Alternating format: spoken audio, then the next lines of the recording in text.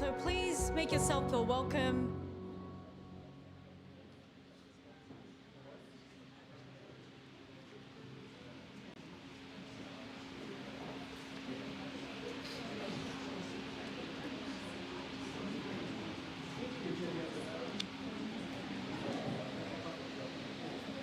Well, welcome everyone to this warm evening in Western Sydney in the Blue Mountains. I'm sure you're all feeling a little bit heated, so we've got the fan at the back there and hopefully it starts to circulate and help you all feel a bit cooler.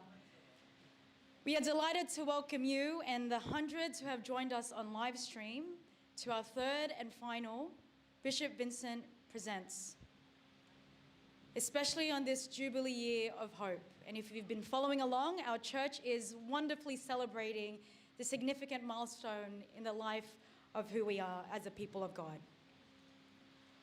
Before I begin, my name is Queen Guevara. For those of you who have not yet met, I've worked here at the diocese now for about 8 years. But my parents moved here from the Philippines many, many years ago and made a home here in our diocese. And I'm so privileged and honored to be able to work here, to live here, and to serve the people of God here. And I'm sure as you encounter one another, you'll start to see as well the richness of our diocese here in this very room and have the essence of who we are and the Spirit flow through the evening. Before we carry on, I'd just like to take a moment to acknowledge country upon which we gather here today.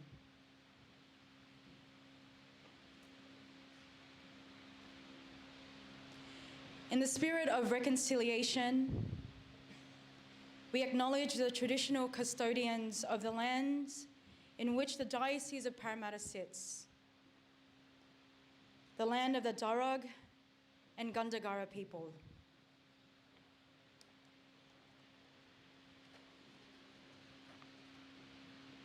We would like to pay our respects to the Aboriginal elders past, present, and future, for they hold the traditions, memories, and wisdom of Mother Earth on which we place our feet upon today.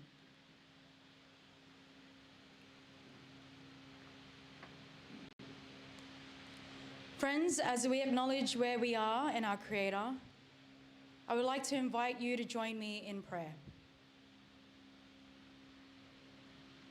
In the name of the Father, Son, Holy Spirit, Amen. Prayer of Pope Leo XIV for August. Jesus, Lord of our history, faithful companion and living presence, you who never tire of coming to meet us. Here we are, in need of your peace. We live in times of fear and division. Sometimes we act as if we were alone, building walls that separate us from one another, forgetting that we are brothers and sisters.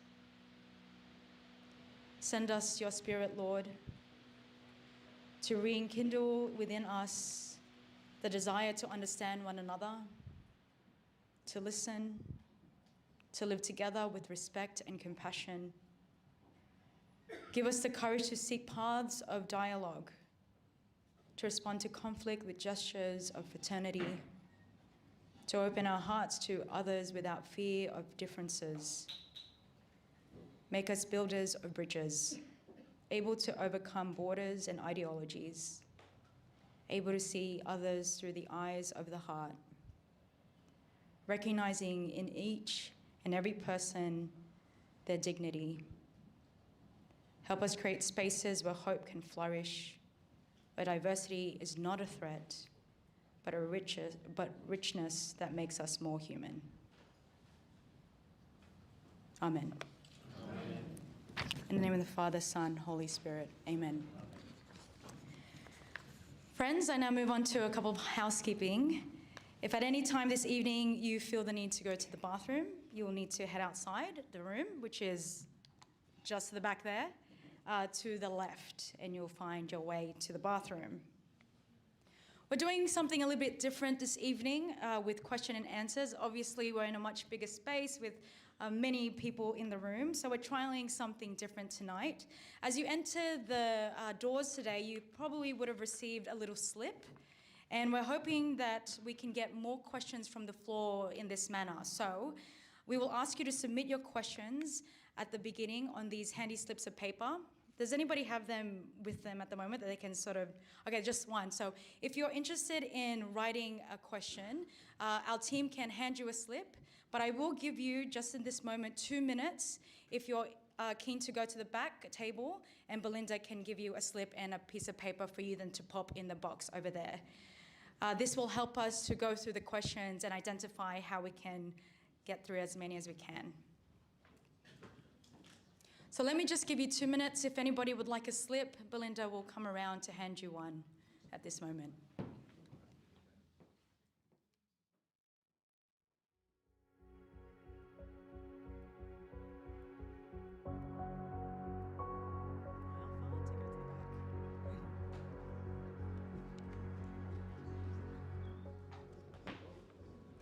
Please raise your hand if you would like a slip or a pen.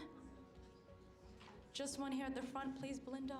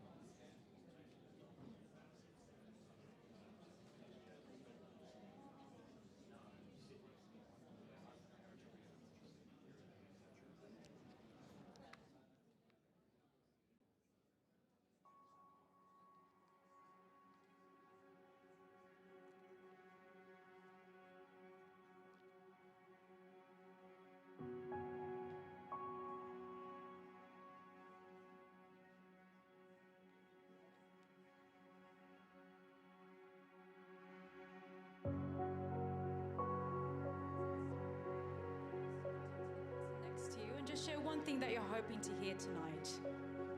I'll give you about a minute. You're timed. No, you're not. But go on.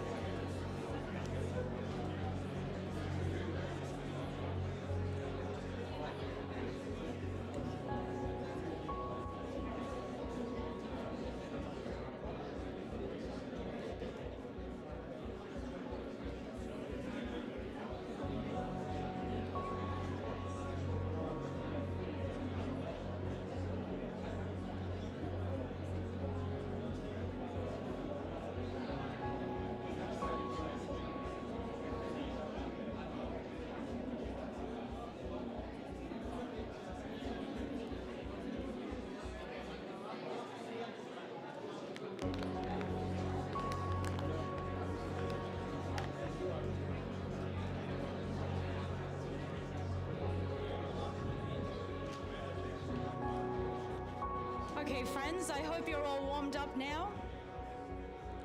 We'll now begin our evening. Thank you.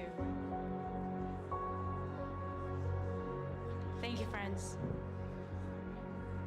Well, once again, welcome to Bishop Vincent Presents series, hosted by Bishop Vincent Long here at the Diocese of Parramatta. The series aims to spotlight the different voices of people shaping the future of our church. Amazing speakers this year have included Mauricio Lopez Oropeza, a lay church leader who was part of the Amazonian Synod in 2019 and who generously shared his work in faith and ecology in July. We also welcomed Dr. Nora Nontera this month, an African lay church leader who spoke powerfully of the voice of women in the church, a topic at the heart of many who gather, including myself. And tonight, we are extremely humbled to be joined by His Eminence Cardinal Stephen Chow, a member of the Society of Jesus and Bishop of Hong Kong. We are eager to hear from one of the most senior Catholic Church leaders in Asia, a region where the Church continues to navigate complex social, cultural, and political realities. Cardinal Chow will discuss the vital topic of building bridges, or bridge building, something that is particularly significant in our world today. I have the pleasure of introducing a little bit more about Cardinal Chow. Born in 1959, Cardinal Chow grew up in Hong Kong during British colonial rule. He joined the Society of Jesus in 1984 and studied education and psychology before becoming a high school teacher. In 1994, he was ordained a priest, and over the next 12 years, he undertook postgraduate study. This culminated in a doctorate of education in human development and psychology from Harvard University, which he received in 2006. Cardinal Chow has been a supervisor of several Jesuit colleges in Hong Kong, an honorary professor of education at the University of Hong Kong, a guest professor at the Holy Spirit Seminary in Hong Kong, and I should point out our diocesan seminary bears the name of the Holy Spirit as well. For 3 years from 2018, he served as the Provincial Superior of the Chinese province of the Society of Jesus. He has been Bishop of Hong Kong since 2021, and in 2023, Pope Francis made him a cardinal. If we could make him feel very welcome in this moment.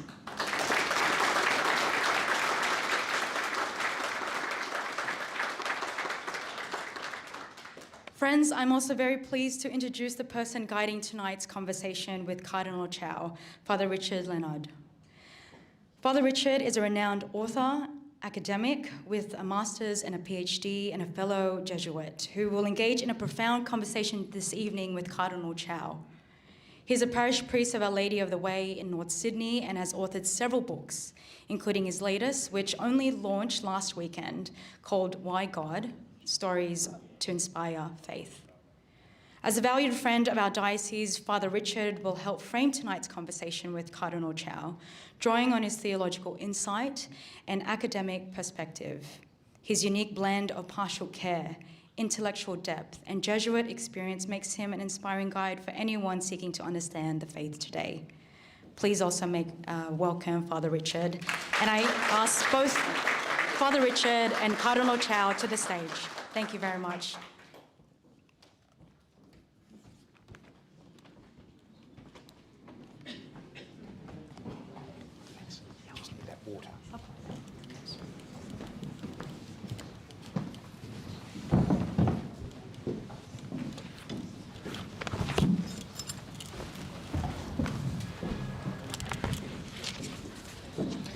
Firstly, Cardinal Stephen, it's wonderful to welcome you back to Australia. You've been here before, haven't you? Yeah, a few times in the Riverview.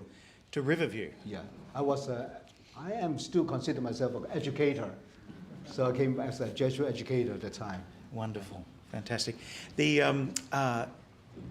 And your Jesuit background, of course, is very important to you, and certainly very dear to those of us in the Society of Jesus. And it comes out, of course, in the way that you're leading. Well, you did lead the province of China for the Jesuits, and then you were asked to be the Bishop of Hong Kong. Tell us the story about how you came to be the Bishop of Hong Kong. I did not ask for it.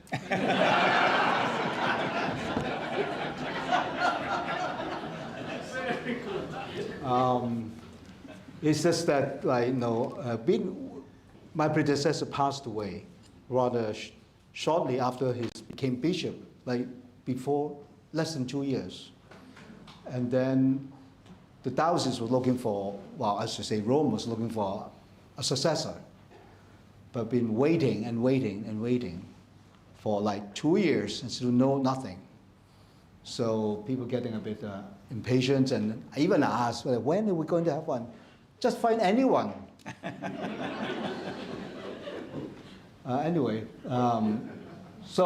got, you probably read the stories, this on public, that I've said no twice with the help of my general, Father General, said no twice.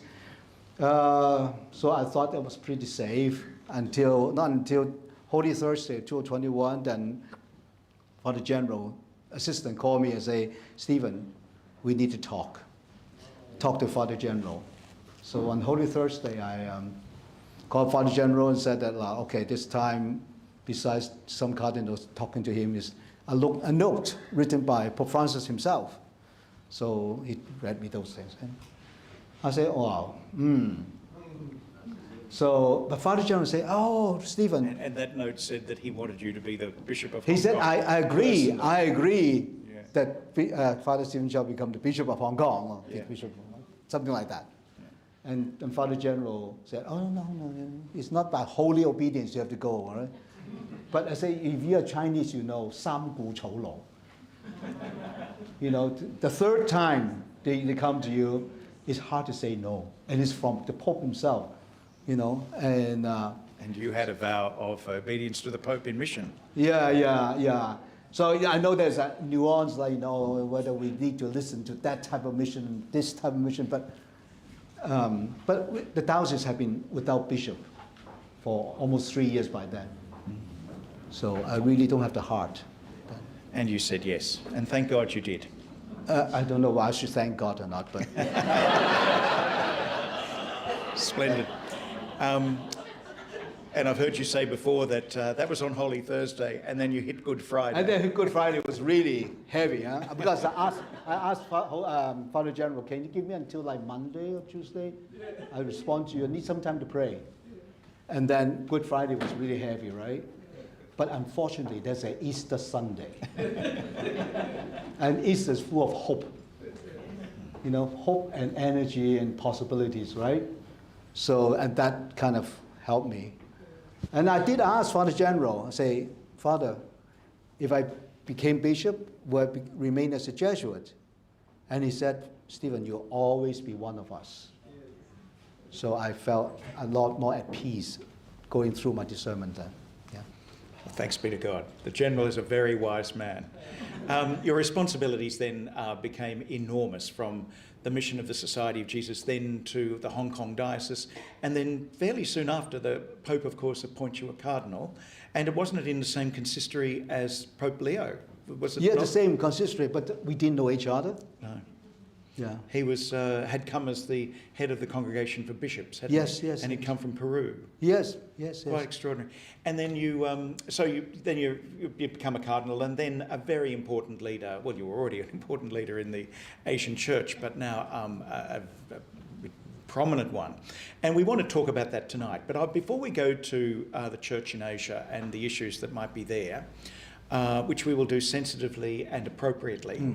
I want to talk about the Synod, because we're going to talk about bridge building tonight, and that was a big theme of the Synod, wasn't it, from Pope Francis and in the Synod, and you were there for all the sessions of the Synod and involved in all of those discussions. What were your takeaways from the Synod, and what's the things that we've all got to look at now? I think like the first assembly, that was in 2023, people came to the first, and we didn't know what to do, and kind of fightsy, some of us, you know, because there's some hot issues. Who am I representing? What I'm going to go on? And they thought that was a battlefield for those issues, but that was not. But we need to learn how to listen to each other, talking to each other. It's not easy sometimes for bishops and cardinals to listen to each other. And but that's the time when we try to like build up that type of relationship. There were frictions. There were, you know, like positioning of, this is my position, that's your position.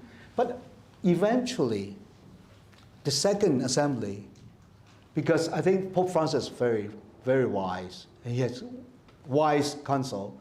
He put those hot issues into the 10 working groups. Okay? So 10 working groups, you guys work on them in your pace. Huh? Just give me some reports at some point. But for the second assembly is how we move forward as a synodal church. That's the focus of the second assembly. So it was much easier. And also the first one, we start knowing each other after the first assembly. It's like the second assembly, we're seeing friends again. There were some new participants because of different reasons. Some got sick or some whatever. So but it's on a minority. So the second assembly, we could start really talking a bit better, in more amiable terms, and that the spirit was good, was better. And the takeaways for you about the future of the church? The future of the church, I think, the final document, each paragraph have to be approved by the whole congregation, the whole assembly, right? Each paragraph has to be at least 2/3. All the paragraphs were approved in the first round. Okay, and some will say, oh, it's because there are lay people there, Cardinal Hollerich told us that even you factor out the lay people, each paragraph still were approved by the bishops. So that was a good sign. That the takeaway is the church, it more or less, I think most of the part of the church agree that we go on the synodality. Now, how to do it depends on the context of each diocese. Okay, and I think that's something different from the past. From the past, it's like centralization on top down. Now we emphasize more on, we have to admit, to acknowledge that each diocese or even congregations, right, or associations have facing different situations and different challenges, and with different resources and different gifts. So how we use that to walk together, to listen to each other? How do we transform ourselves in a more synodal way? There are different paces for different dioceses, which I appreciate, that you don't have so much pressure. Like I have to chase after the more advanced diocese. And also it takes inculturation seriously, doesn't it? Yes. It's starting to say that the Spirit reveals the Spirit self in each of the cultures. Exactly. And that the Asian way will be different to an African way, different to an American way, different to an Australian way. Contextualization. And even within Australia there may be different cultural expressions. Definitely. And different speeds, and so we're not... it was brilliant to leave it up to the local church, the Spirit and also, speaking. there are still some tensions between those who are really suspicious of synodality and those who are really moving forward, want to move forward. There are still tensions. And that's reality. So how do we can come together and walk together, and that will affect the pace. But I would say respect that, holding on that's attention, and respect that. That's important. If you rush in any way, the foundation is not firm. Well, let's go then to your particular role. I think many people in the hall tonight, and certainly on those online as well, would like to hear more about the Chinese Church and your role within it. It was called tonight, tonight's session was about bridge building. So how do you see your role as the Bishop of Hong Kong in building those bridges between the Church in China and the Holy See? Yes. Now, you probably know, I think all of you know about this provisional agreement between the Vatican and China. Now that is between the Secretary of State and the Chinese government. Okay, that negotiation, that dialogue, they will go on. But you know that there are the areas that we can have more understanding of each other, that can have different forms of dialogues. And it helps, because this type of coming together is not just between governments. As Pope Francis emphasized a lot, this is a pastoral thing, not just between the formal agreement. It's a pastoral thing. So how do we come to appreciate that? In my role is how to foster that dialogue. That I have to enter into that dialogue myself, like with the church, and sometimes with the government people. And especially after become cardinal, they will have a more chance to talk. Has the opportunity then for that, have you felt that from the Chinese side, that they've welcoming that dialogue? Yeah. Open to it? At least those who are talking to me.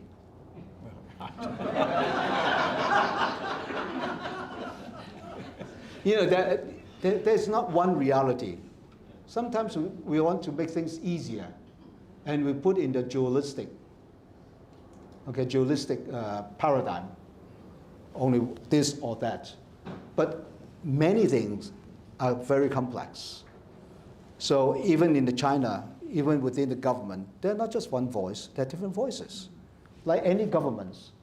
So I don't think it's unique to China. And I've heard you say before, in preparation for tonight, I've heard you say before how seriously the Chinese government take the Catholic Church. That like from the Beijing government, they have people who are very well acquainted with canon law and with philosophy and theology. Sometimes we think that the Chinese government is ignorant, or they're not informed of what the church is doing, what our theology. No, they send people out already. They send people to study these things. Study theology, advanced theology, study canon law, study scriptures, there's many things in the church. So they're informed. So don't think of lying to them. Because they're very well versed, yes. Yeah. They know what they're talking about. And sometimes what we hear, of course, is just wrong. I've heard you say before about Cardinal Zen, one of your predecessors. Would you just recap that what went around the world was just wrong? That somehow the media say that he was imprisoned. Not one day was he in prison. And then say that he was under house arrest. Not one day he was under house arrest. Okay? So he was able to move around. Now, there's one case about that he went to court. And it was in the newspaper, so it's no secret. But if you read the newspaper, you see that it's about the association he is in. That association was not properly registered. Okay, that's the court case.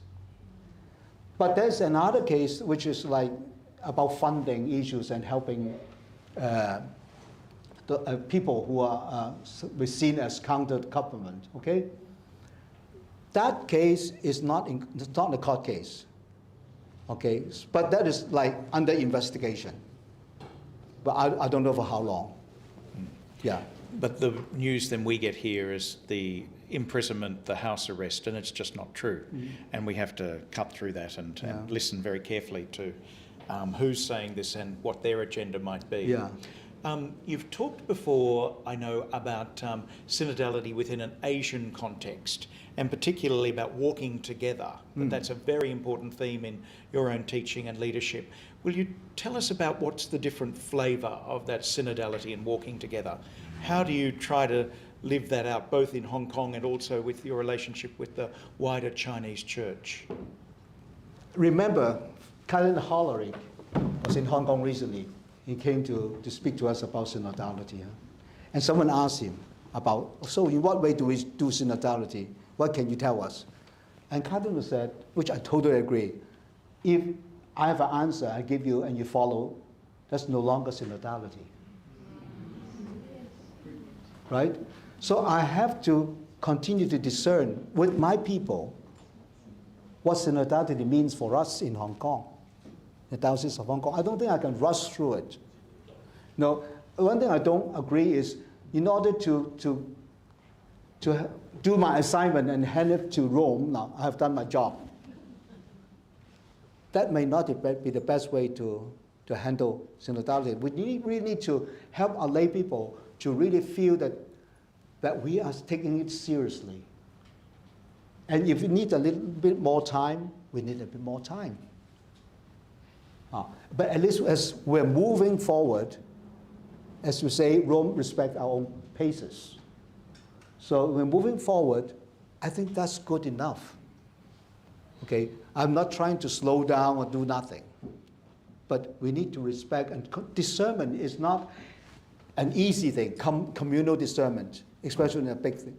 And then one thing is, how do we help our clergy, religious, and lay people come to appreciate conversation in the spirit? And with the conversation in the spirit, to learn how to discern together. That's important. And that will take time. Have you found any resistance? Because these are very Ignatian ideas. They're not exclusively so, Yeah. but they are deeply steeped, obviously, in Ignatian spirituality. And have you found some resistance, some pushback in any parts of your local church to, you know, the Ignatianization of the church? I've certainly heard it as a Jesuit. Even in the synod. That, you know, well, you know, in the synod. Even in the synod, yeah. And what have you got a response to that? I think, yeah, I can sympathize and empathize, I could empathize with those who are not Ignatian, who are not Jesuit, say, there's too much Ignatian spirituality. But I say yes and no, because conversation in the Spirit is not exactly spiritual conversation now. That's kind of modified. And also, if you, in a synod, you see that it's really not exactly like spiritual. If it were spiritual conversation, I would say, please don't do that. But it's not. So you have to respect people finding the way, finding the model that we can all agree. We feel comfortable, not agree, we feel comfortable to do. And this is happening. And one of the big themes that you've emphasised again and again in your writings and teachings is respect and empathy. You think empathy is a very, very it's an absolutely essential thing in this whole process, don't you? Yes, I think any dialogue, if you're serious, you must have empathy. Will you just unpack that a little bit more for us? What does it mean to be in a synodal process where you're empathetic? Firstly, empathy is two levels, the head and the heart. You cannot just have the head or just have the heart. Both have to inform each other. And say, I have to look from your circumstance, from your understanding, how you see this situation, how you see this issue, and how do you feel about that? And how do I communicate that back to you? How I understand your understanding and your feeling. Now, if that works, which I have tried many times, if that works, it helps the communication. The one in my partner of communication will start opening up because now at least you understand me. Okay? And also you facilitate the willingness of the other party to try to understand me, to feel for me. And I've been saying this, like, you know, talking to people in China, the government, oh, they're communists. Communists are human beings too, right?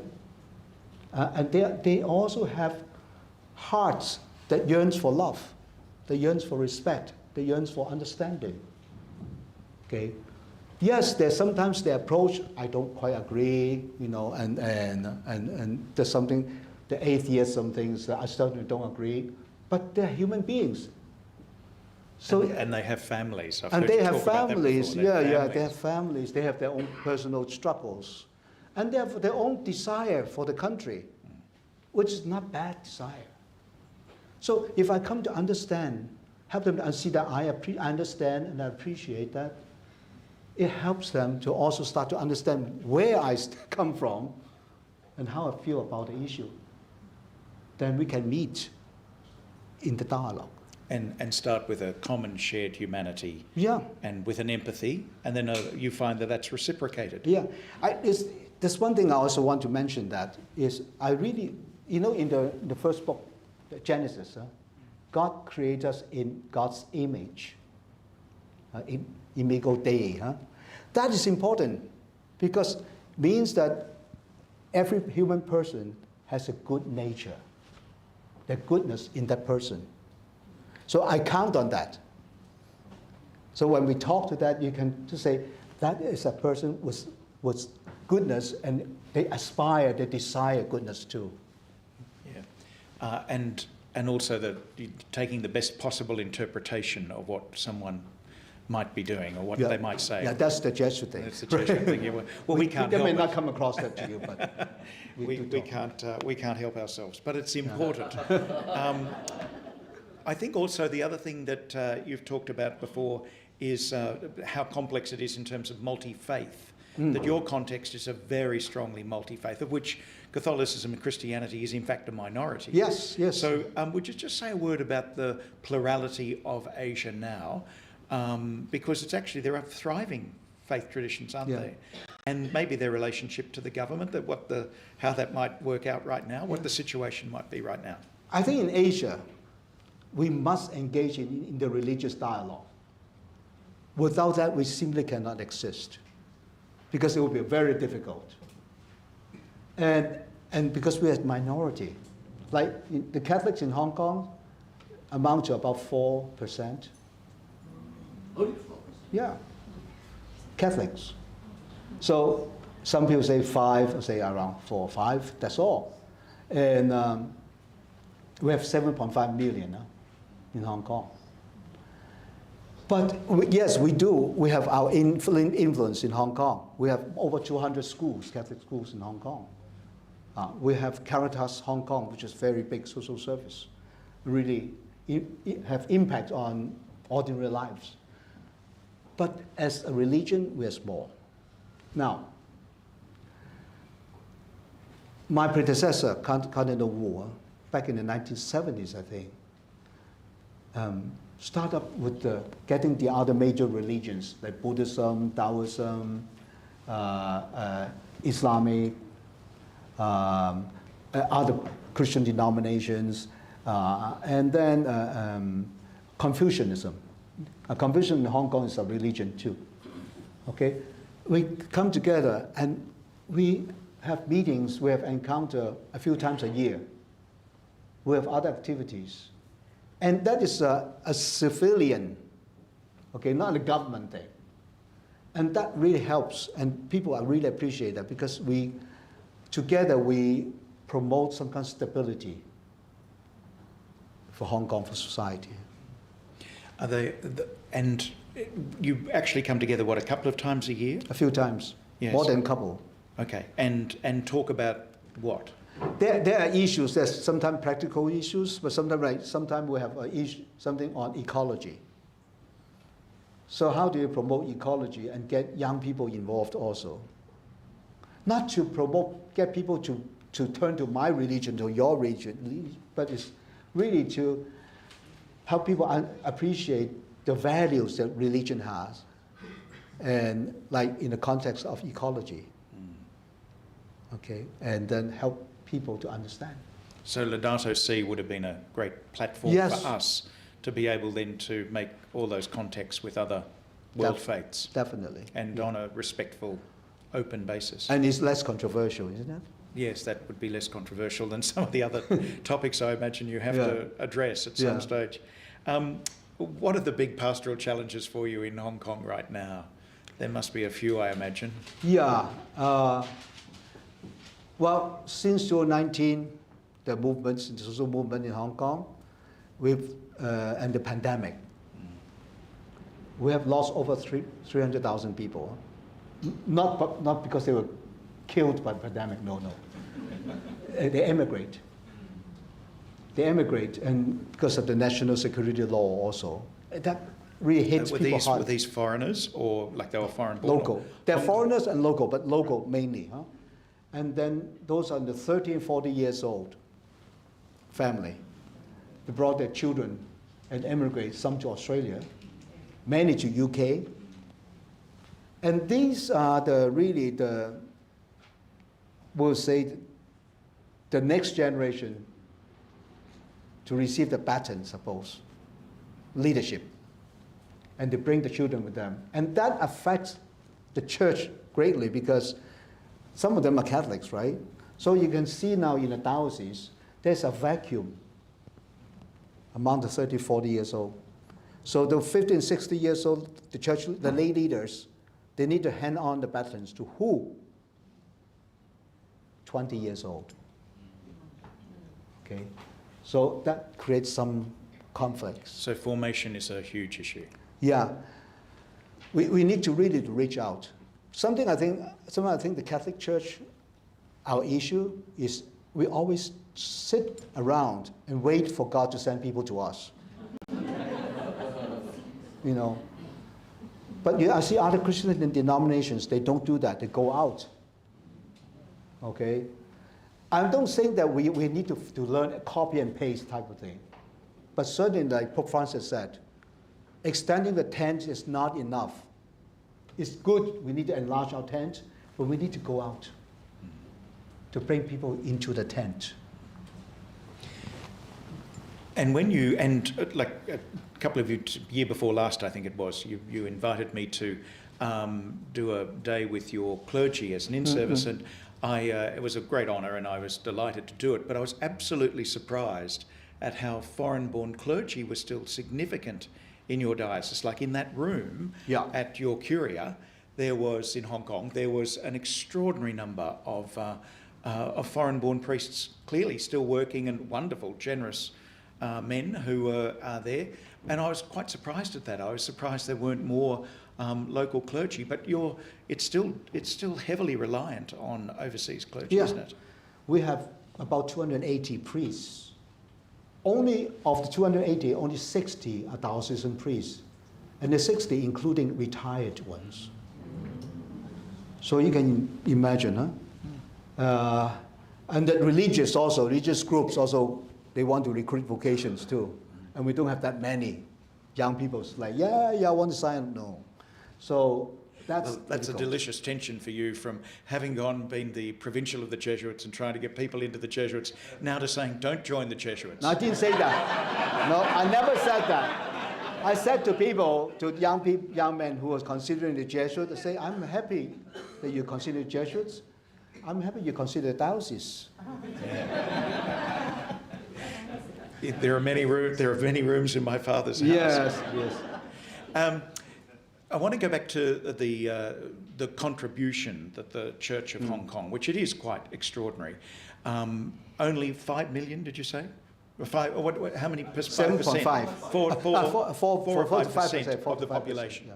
But with 200 schools, with the Canossian sisters and with the healthcare and the child centres and all the medical and healthcare and Caritas Hong Kong.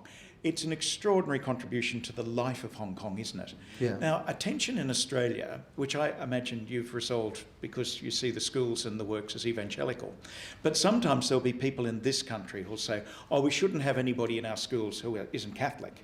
If you're not Catholic, they shouldn't be there. Then we'll close a lot of schools. Because it's our opportunity, isn't it? We call pre-evangelization. Yeah. Okay. You may be a perpetual pre-evangelization, but we're doing that.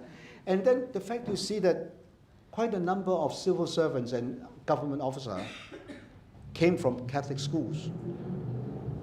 Many of them are not Catholics, but they came from Catholic schools. Whether they are how effective, how good they are as officers, that's another question. But they go with a heart of service. Many of them do. They want there to serve. I think that's part of the Catholic education we can. And they've got the opportunity to put in a faith that does justice and all of those things that hopefully they're. So would a child who enters a Catholic school in Hong Kong have to do religious education and all the other things? There are not exemptions, are there? In that way, when you go to the Catholic schools, we expect you, but then we cannot force you if the parents say no. But we'll try our best to explain to them. Actually, it's not trying to convert them into Catholicism or Catholic religion. It's to have values education. That's more important. And obviously, there are a lot of parents in Hong Kong who want that for their children. Yes. So it's very popular and acclaimed. Hong Kong is just sitting at an incredible juncture in its own history and within its relationship to China. What's it got to offer the world? Like, what if there were the universal church, I mean, the sorts of things that you think that are working out there that we could learn from, because we want to learn from people who are at these cutting edge moments in the world. This is a difficult question. I mean, for us, like especially Chinese, it's hard to tell people what to learn from us.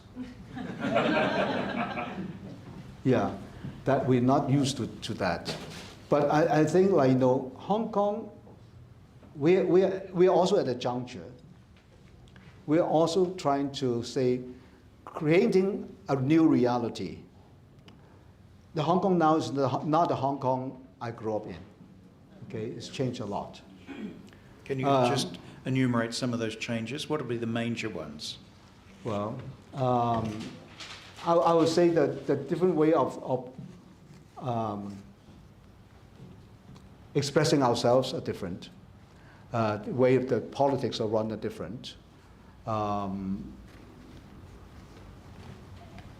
also, it's not just about politics. I think also in the past, we do a lot of helping out each other.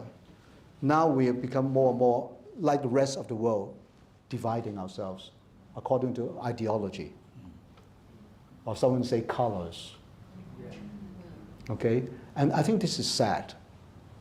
Because politics cannot feed us. We breathe air, we don't breathe politics. So why make politics the primary nutrients of our life? And this is something I want to say, is human relationship. It's the kind of support and love. And we try to build up trust in a way of respectful trust. Okay? Not that we are always gullible or I believe anything anyone say to me, no. But I think with that basic human trust.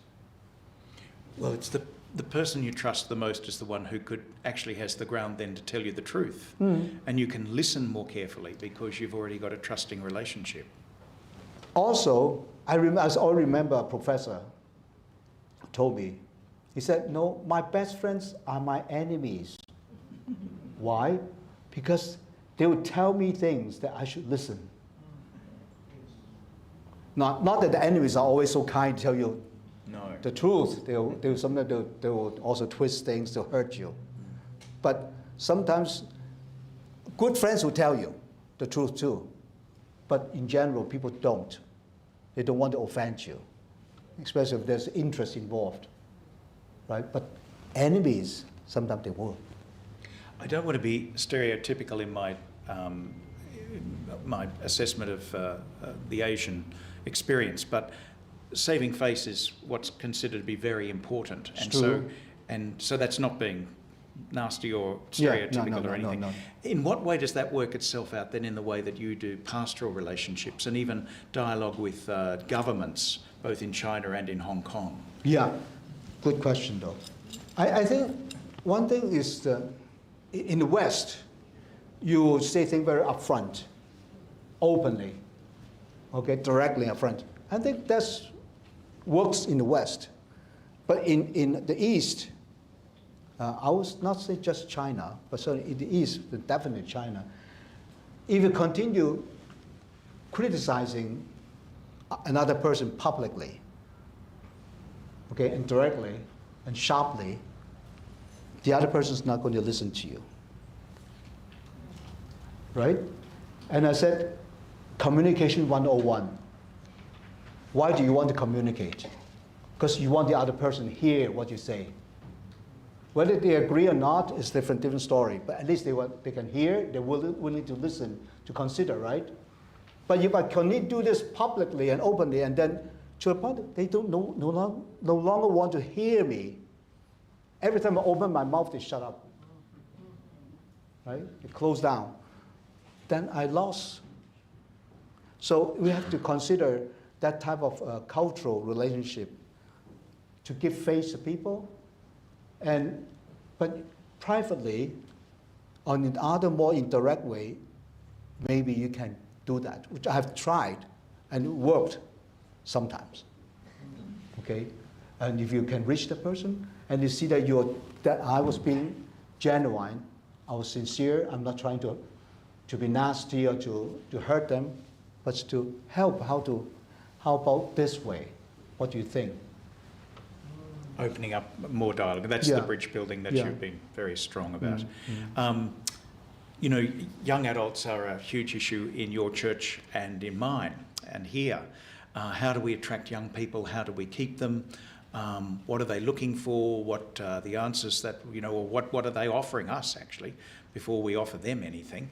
And I know this is an issue also in the Hong Kong church because the day I had with your clergy, that became one of the big topics about talking to young people. And because my area is in media, we were talking about how media is such an essential part of their life. Have you got anything that you've found works particularly well in Hong Kong that might actually be applicable here that we could think about and explore? I don't know. But, we also are struggling too. Many young people kind of turned off by the church in 2019. They got disappointed. Now some are coming back, and they're coming back. I think it's understandable when their passion, they feel they're not being understood. They feel that they are ignored or marginalized. And they feel that what they count on you and you're not doing anything, or rather the opposite, they would. Now, I'm not saying that church at that time were doing that, but it's where the church was in a very difficult situation too. But I think for young people, my experience, I work in high schools. If you are being genuine and sincere with them and share with them your difficulty, many of them would listen. They will try to understand. And if there's any way we can find out how to do it, how to approach this together, I find that it helped, it worked. Now, of course, it depends on the personality of the person, or young person, or the adult who communicate too.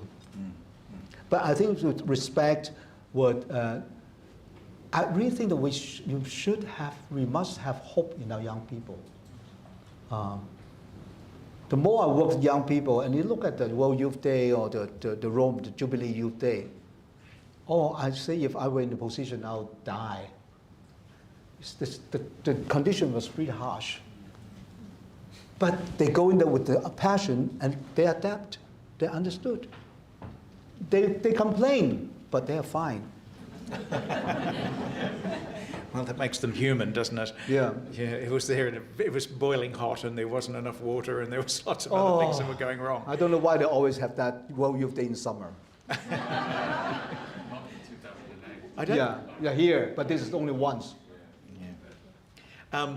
Actually, you've got a great quote from a recent interview you did with one of our Jesuit brothers, James Martin. And I think I got this right. You said, which actually just ties into that vulnerability, I think. The best spiritual director is the one who has struggled and come back, or something like that, you said. And which is about where young people might need to know that we haven't got our act together, we don't know everything, Exactly. and we are vulnerable people who therefore they can start to relate to. I do mean that. Those who have suffered and not become bitter and cynical, but able to integrate, to reflect, integrate, and stand up again, they know how to be empathic to others. And through that empathy, they can help those who are struggling. So that's my experience of find a spiritual director who does not always feel that they are all together and they are spiritually together. Okay. It's somebody who has struggled and come back and resilient, I think is the word we'd probably use these days. Yes.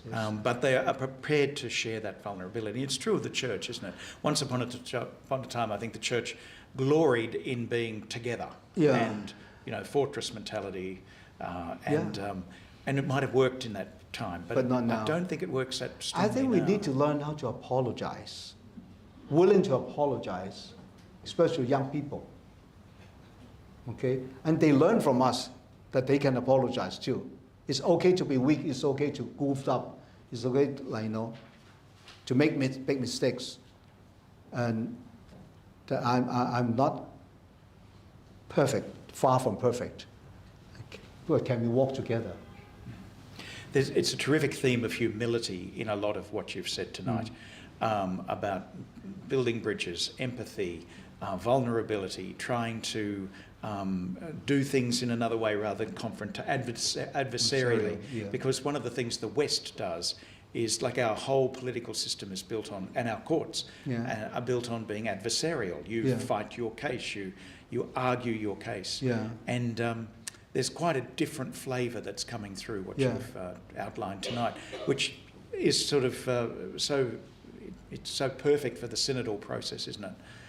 Maybe or the East, some of our wisdom in our culture may help also. Yeah, that wonderful word of wisdom, isn't it? Yeah. It's a terrific word. And the other one is prudence. You know, Thomas Aquinas talks about justice, fidelity, self-care, prudence, the four great virtues, and the two values of mercy and hospitality. But I think prudence must be one of the most underrated ones right at the moment. To be a prudential person, saying the right thing at the right time to the right person in the right way, and asking for that gift of the Spirit. Like Thomas in the 13th century obviously was exceedingly brilliant, but what an insight into the human personality, that this is one of the great virtues, to be a prudent person. And I think in your job you've got to be an extremely prudent person. I try. Not always work, not always successful, but I try. Well, I think that we've seen an awful lot of prudence here tonight, and humility, and trying to promote dialogue and openness as well, and just humanity. And that's one of the lovely gifts that you bring, your leadership in Hong Kong, and you brought to us tonight. I'm conscious, I think we're right on time, aren't we? So I would like, on behalf of you at this stage, because we've got more to go and more questions to come, now from the floor, and they're going to be much tougher on you than I was. But they will not be. But I would like, on behalf of everybody here, to thank you deeply for opening up so many of these issues which resonate not only with us personally, but also for the Australian Church as well. Thank you. Thank you, thank you, thank you.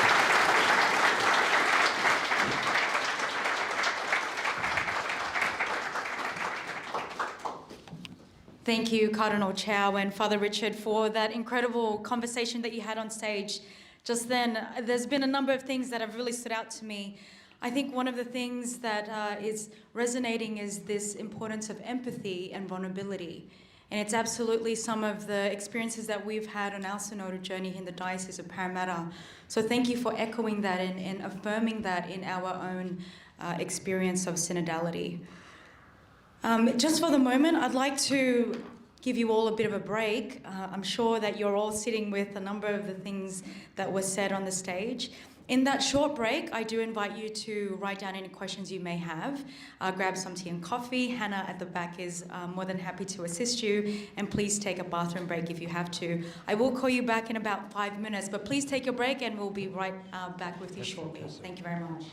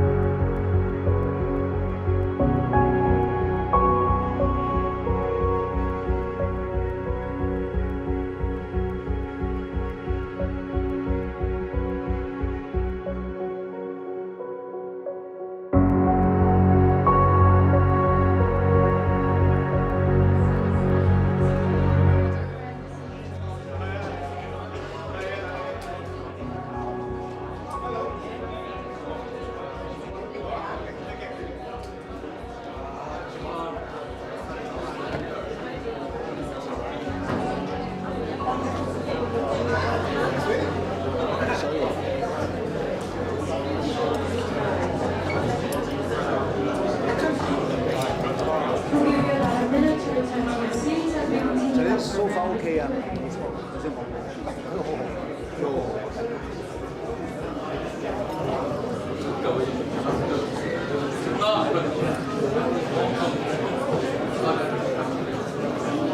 ，You got some water? You fine?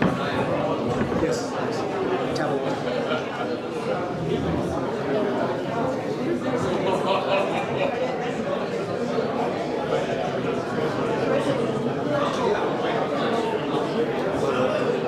The two Dominicans we had here didn't flee. I thought they might have fled.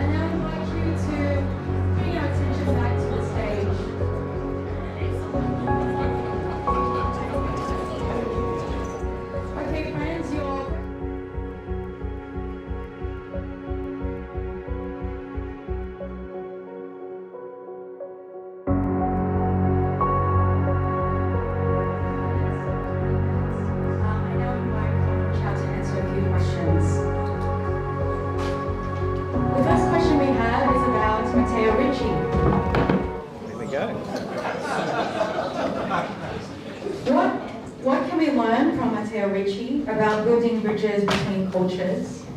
You have said in other occasions, goodwill must come first, but trust is harder to establish. True.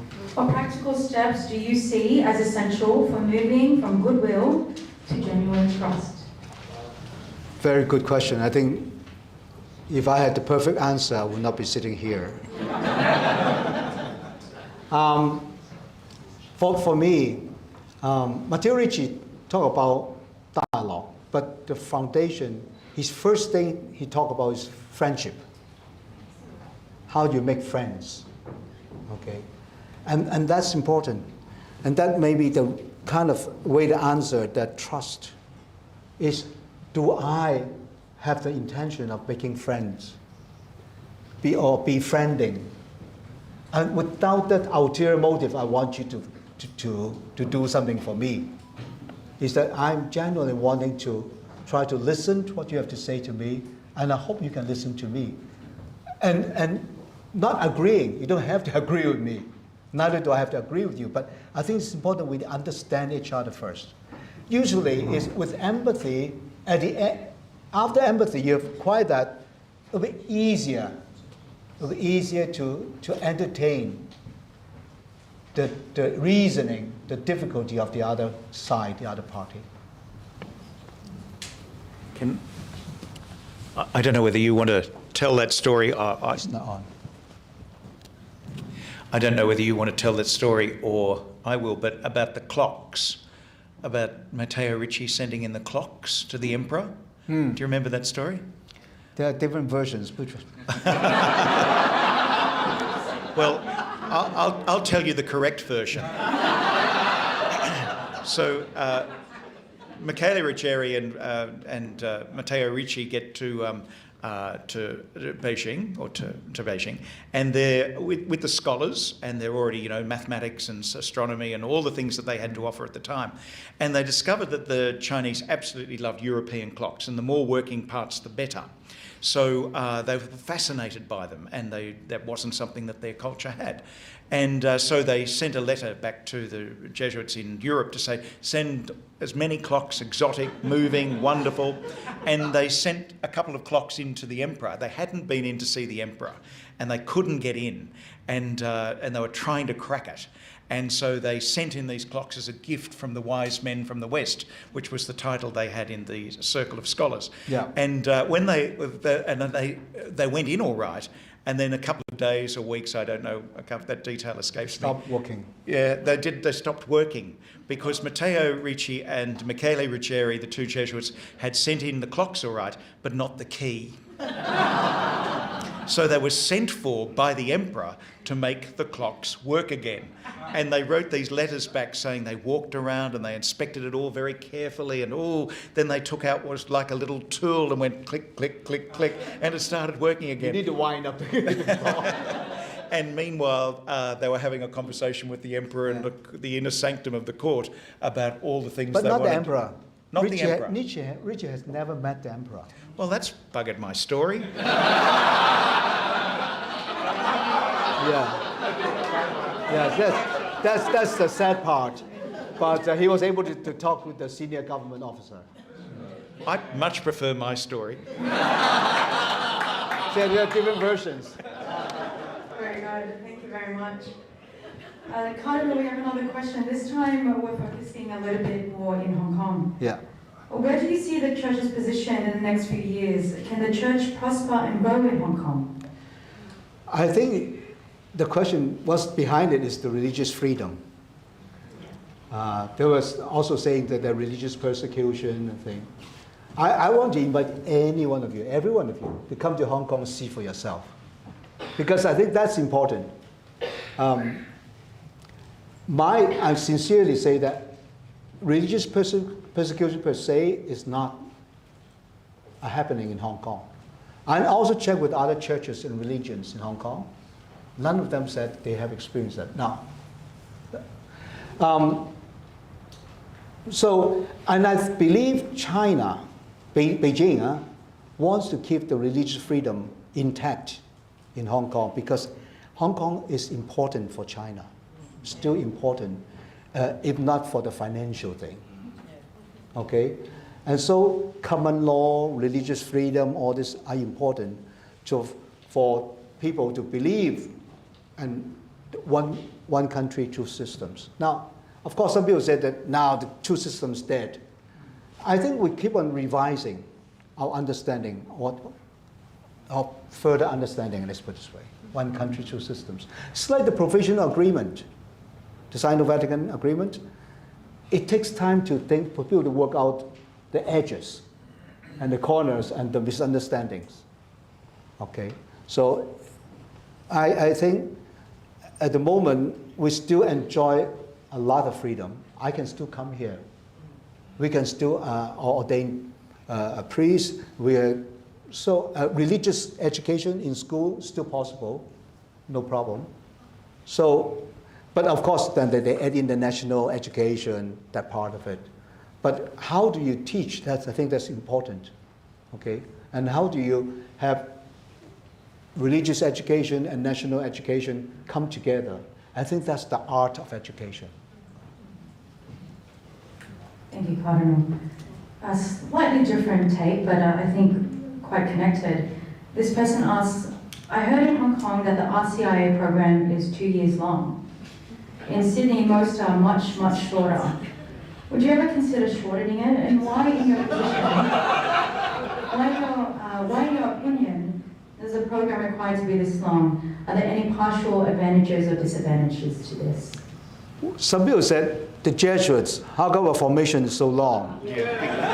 You know the answer. That's because we're slow learners.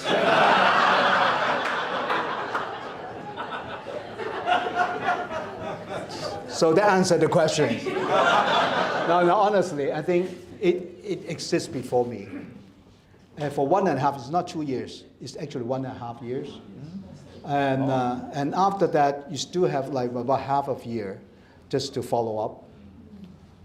So I don't think it's very long. Most people agree with that in Hong Kong anyway. They accept it's just the norm. But there are cases, there are individual cases which warrant a shorter program, and that can be catered for on individual basis. But not because I think it's too long, shorten it for me. No, sorry. No. Yeah, but there are cases when, for example, a few years ago, people have to emigrate. Okay, and they really want to become Catholics before they go over, because otherwise they have to learn catechism in English. That might not work. So, and that's, you know. The next question is on synodality.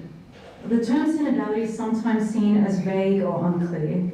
How would you define synodality in a way that is theologically strong and meaningful, one that addresses both the concerns of skeptics and the hopes of its supporters? I don't think I can have time to answer the questions here. That question is very complex. But if you, how should I say, if you really come to understand what synodality is about, it's actually happening in the church long time ago. It's just in different scales.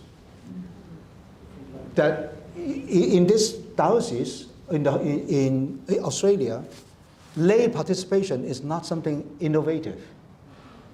There has been lay involvement and collaboration with clergy long time ago.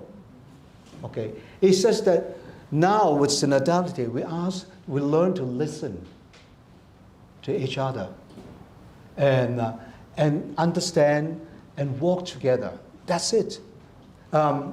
It's not something about getting rid of the hierarchy. Some people are very worried, or we're diluting the hierarchy and making it into a Protestant model. That's not the case. I think for a long time our church is a teaching church, but we are seldom a listening church. And we need to learn to listen. And synodality really pushes us to listen. And then accountability. Synodality talk about accountability, transparencies. And this is exactly what we need to have in a world today, right? And I think, so if you keep calm and read the document, it's actually quite clear of what we want the church to become. A church that we can walk together as people of God. We are all baptized, those who are Catholics. We're all baptized. And so we share the same dignity, baptismal dignity. And with that dignity, we receive the mission of Jesus, like the priestly, the prophets, and the kingly missions in our own way, in our own situation, our own context. That's it. Thank you, Cardinal. I think that's a good reminder for us as we continue to receive the formation and the teachings of synodality and our experience and our relationship with one another as our commitment here in the diocese. So, wonderful response there. One of the gifts of synodality has really been put forward by Pope Francis, and this question is connected to the gift that you have as a cardinal to be involved in the conclave. Please tell us what impressed you most about Pope Francis, but also please tell us what impressed you most, or has impressed you most, about Pope Leo XIV. Leo XIV, he's so young. As a pope. Just turned 60. Just 60 plus 10. 70. 60 plus 10, yes. Yesterday. Yes, yesterday, yes. I think the conclave, I'm not talking about the inner, but actually the logistics of the conclave, you can read from the web that is available. So it's not secret. It's just the dynamics and the number of votes type of thing, right? But we talk about, before the conclave, we have meetings.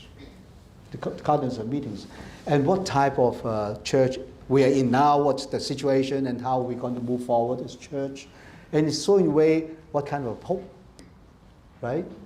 I think there's a general agreement, not agreement, there's a certain way of common convergence, that Francis was able to reconnect the church with the world.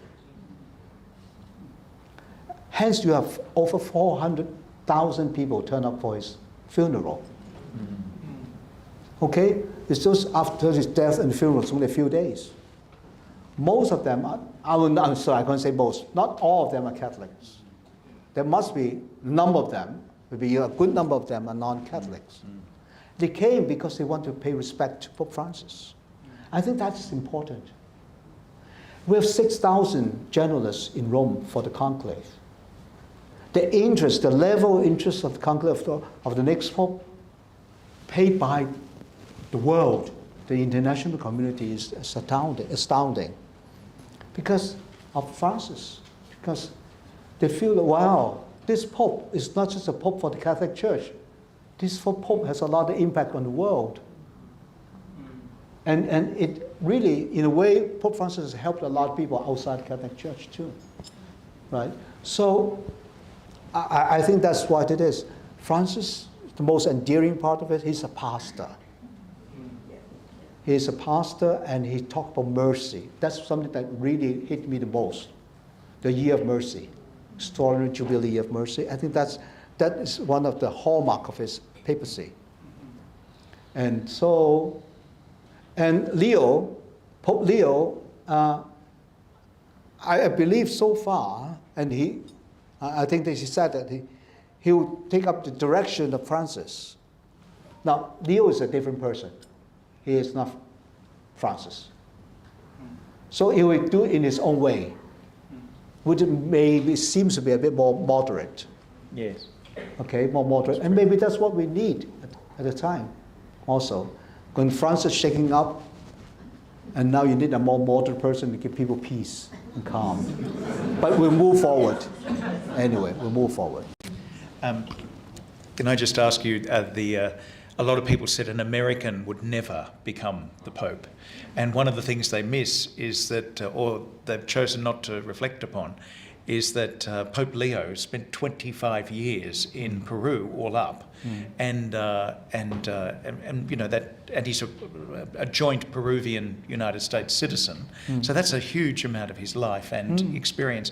And the other thing is that he's the most travelled Pope of a man who ever became the Pope, including coming to Australia. I think, Mark, am I right? Brother Mark, am I right in saying it's 3 times or 4 to Australia?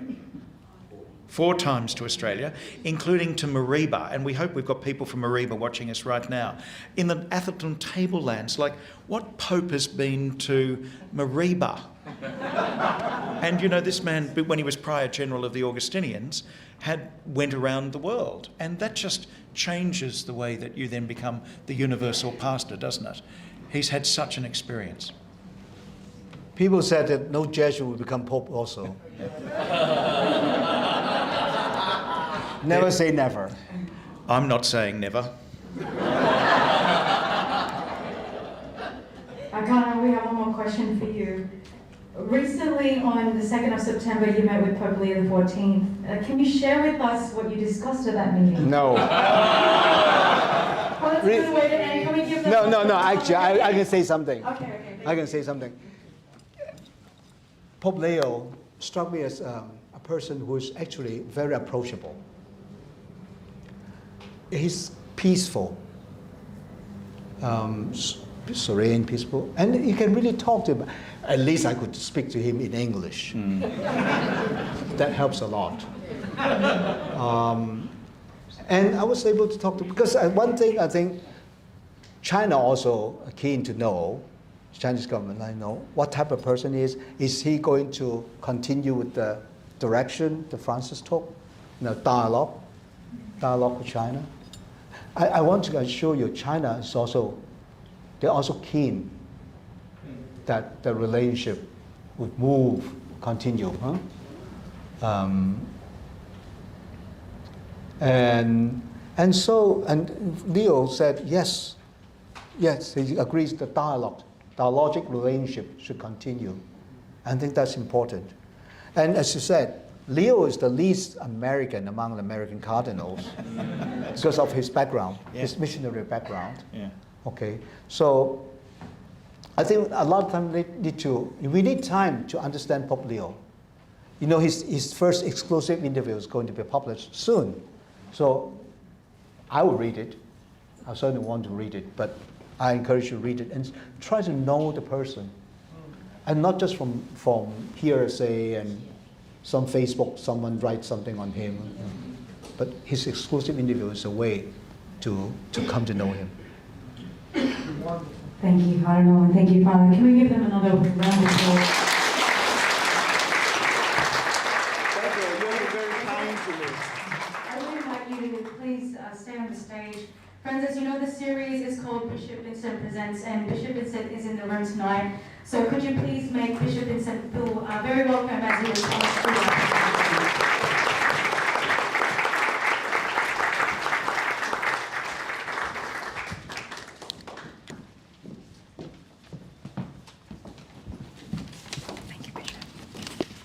Thank you, Wayne. Well, friends, it's my great honor to... It's not on. Thanks, Bishop. Friends, it's my great honor to give a vote of thanks to those who have made this evening so enjoyable, stimulating, and inspiring. The Bishop Vincent series is an offshoot of the Camera lecture series, which has been going on for 40 years. In fact, Julie Thorpe, who is sitting at the back there, has recently authored a book that celebrates the Camera lecture series, and it's a wonderful way of promoting theological conversation in the Australian Church. And so the culprit behind this series is the humble Mary's brother, Mark O'Connor, who sits at the back there. So maybe, and he who celebrates his 70th birthday last week. So maybe we could give Mark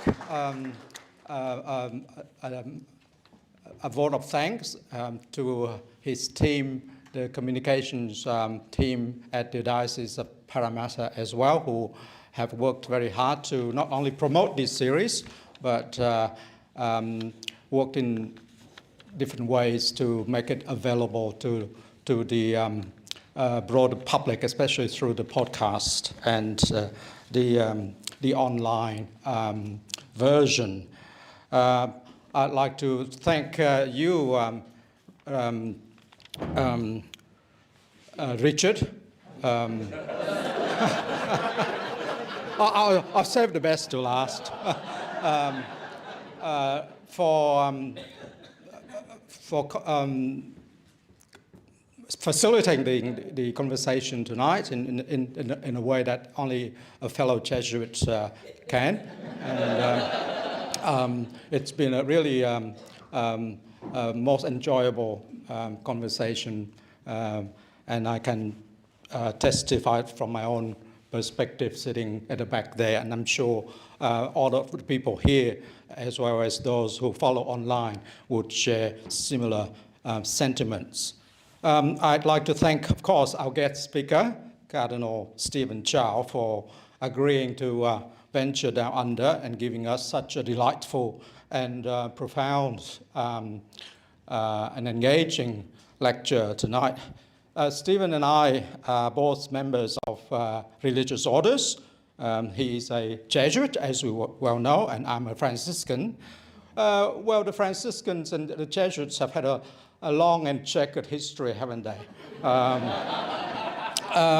It was Clement XIV, Pope Clement XIV, in the late 18th century, I think, who was a conventual as well. He suppressed the Jesuits and sent them into exile from countries like Spain and Portugal and even Brazil. Perhaps in anticipation of a Jesuit pope, he had himself interred not at the crypt of St. Peter's Basilica, but at a conventual basilica in a place which is also the general curia of our order, where I worked for 3 years. It's on the Piazza of Santi Apostoli. So that's where Clement XIV is buried. We did end up having a Jesuit pope, of course, who called himself Pope Francis. Ironic.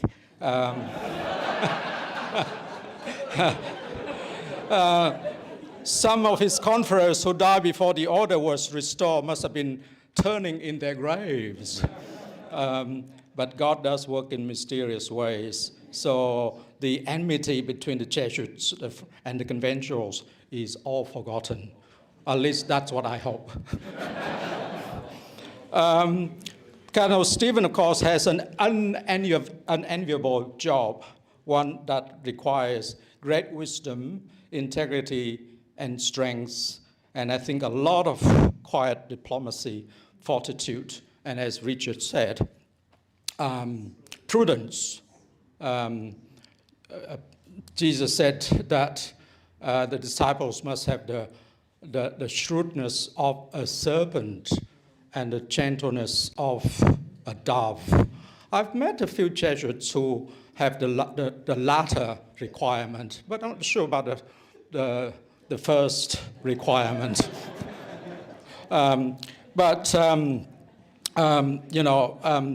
Being the Bishop of Hong Kong, and particularly as the only active Chinese cardinal, affords him a unique role and status as a bridge builder. We know that it's like walking on a tightrope at times, but Stephen has proved himself, I think, a real force for dialogue, for positive engagement, and for patient but ultimately fruitful negotiation in a complex geopolitical, religious, and social landscape. He's truly a bridge builder. He himself says that he wants to be a bridging church which promotes exchanges and interactions between mainland China and the universal church, and he's done exactly that. One of the things that really touched me during his conversation is that he pointed out that